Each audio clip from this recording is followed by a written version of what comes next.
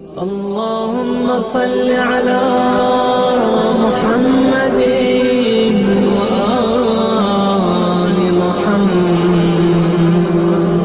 اگلا جو ٹاپک ہے وہ یہ ہے کہ بس، ٹرین اور گاڑی جہاز وغیرہ میں نماز پڑھنے کا مسئلہ۔ عرض خدمت یہ ہے کہ تینوں کا مسئلہ ایک ہی جیسا ہے۔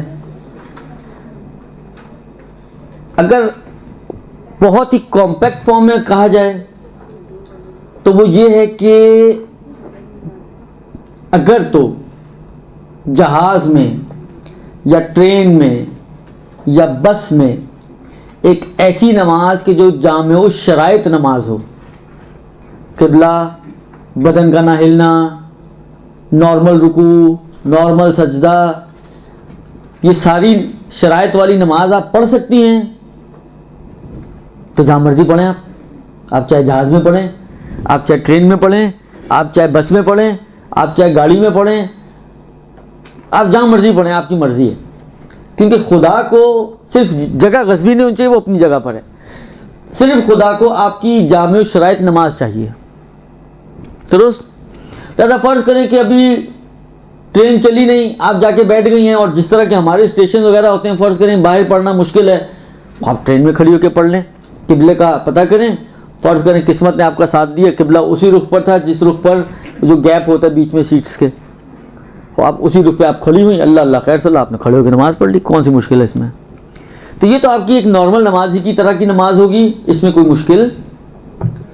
مشکل اس وقت آتی ہے کہ جب ایک تو قبلے کی طرف سے اور دوسری حرکت کی وجہ سے، یہ دو مشکلات زیادہ وجود میں آتی ہیں۔ اور تیسری بھی آ سکتی ہے، وہ ہے نارمل رکوع اور سجدہ نہ کرنے کے اعتبار سے۔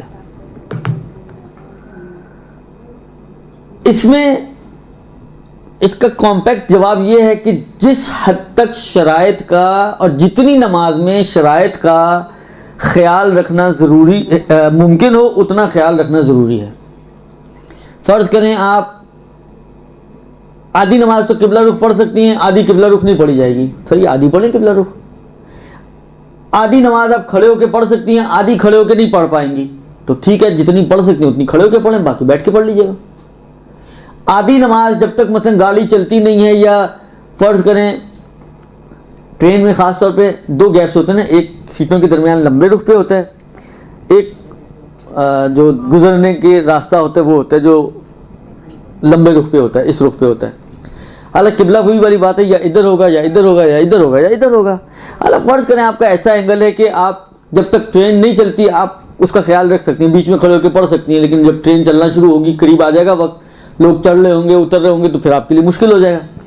تو صحیح ہے، جتنی آپ کھڑے ہو کے پڑھ سکتی ہیں، نارمل پڑھ سکتی ہیں، اتنی نارمل پڑھیں گی۔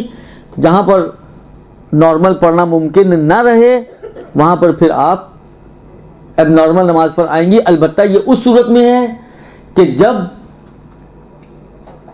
وقت میں اتنی تنگی ہو کہ اگر آپ نے ابھی نماز نہ پڑھی اور ویٹ کیا کہ کسی مناسب جگہ پر رک جائے اور پھر میں اتر کر یا رکی ہوئی سواری میں نماز پڑھوں تو نماز قضا ہو جائے گی، اتنا وقت تنگ ہو چکا ہو تو پھر یہ آپ کریں گی۔ ورنہ فرض کریں اول وقت آپ جہاز میں بیٹھی ہیں اور جہاز مثلا موسم خراب ہے، لہذا بہت ڈگمگا رہا ہے، درست، اور گھنٹے ڈیڑھ گھنٹے کی آپ کی فلائٹ ہے۔ بعض لوگوں کو ہیضہ ہوتا ہے اول وقت نماز پڑھنے کا، اب وہ ان کی بالآخر جان روح اٹکی ہوئی ہے کہ اول وقت نماز قضا ہو رہی ہے۔ ہمارے لوگ اتنے ماشاءاللہ، میں کیا بولوں، نہیں سمجھ میں آتا، کہ یہاں سے کچھ بولنا بھی آسان نہیں ہوتا، کہ اول وقت کے چکر میں نماز غلط کر لیتے ہیں، باطل نماز پڑھ لیں گے، اول وقت نہ جائے۔ یہ کون سا دین ہے، یہ کون سی شریعت ہے، مجھے نہیں سمجھ میں آتا۔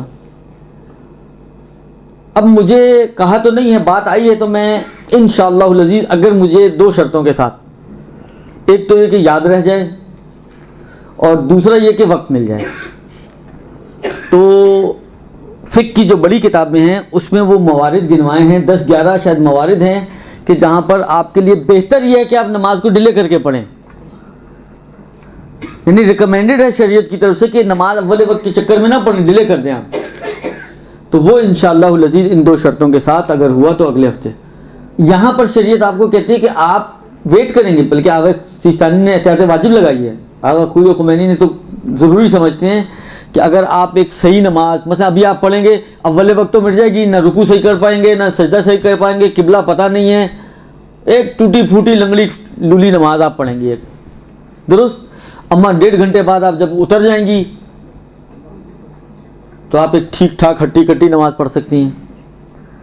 تو شریعت کہتی ہے کہ بھائی پھر آپ کو کیوں اجازت ملے، لہذا آپ کو ویٹ کرنا پڑے گا اور اتر کر ایک صحیح نماز پڑھنی پڑے گی.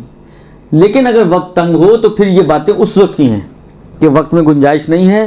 بعض اوقات ہوتا ہے مثلا فرض کریں فلائٹ ایسے ٹائم کی ہے کہ گھر سے پڑھ کے نہیں نکلیں، مثلا فرض کریں فجر کا بھی وقت ہی نہیں ہوا، لہذا پڑھی نہیں ابھی آپ نے، اور فجر سے پہلے پرواز اڑ جائے گی اور جب اترے گی تو فجر ہو چکی ہوگی. تو اب اس صورت میں بالآخر آپ کو جہاز میں ہی نماز پڑھنی ہے، آپ کے پاس کوئی آپشن نہیں ہے. تو اس میں پھر آگے یہ فرماتے ہیں کہ اگر بدن اس کا سکون میں رہ سکتا ہے تو بدن کا خیال رکھے گی، سکون میں حالت سکون میں پڑھے نماز. قبلہ جس حد تک ممکن ہے، اگر بالکل ممکن نہ ہو تو حد اقل تکبیرۃ الاحرام قبلہ رخ ہو کر کہے، اور اگر یہ بھی ممکن نہ ہو تو پھر قبلہ ساقط ہے. رکوع میں بھی انہوں نے یہی کہا ہے کہ اگر ممکن ہے تو نارمل رکوع سجدہ، نارمل رکوع سجدہ نہیں ہو سکتا تو اتنا رکوع جھکے یا اتنا سجدہ کرے کہ جس کو عرف میں یہ کہا جائے کہ اس نے رکوع یا سجدہ کیا ہے. جو بیماروں کی نماز کے اندر یہ مسائل آ چکے ہیں.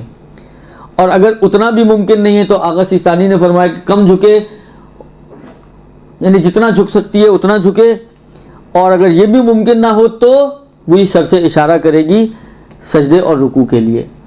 خلاصہ یہ کہ جہاں جہاں تک شرائط کا خیال رکھنا ممکن ہو ان موارد میں شرائط کا خیال رکھتے ہوئے وہ نماز کو انجام دیں گے. بس ہو، جہاز ہو، ٹرین ہو، ہیلی کاپٹر ہو، کوئی کیا ہو، حالانکہ کچھ بھی ہو، جس سواری میں بھی آپ ہوں مسئلہ یہی رہے گا، مسئلے میں کوئی فرق نہیں آئے گا.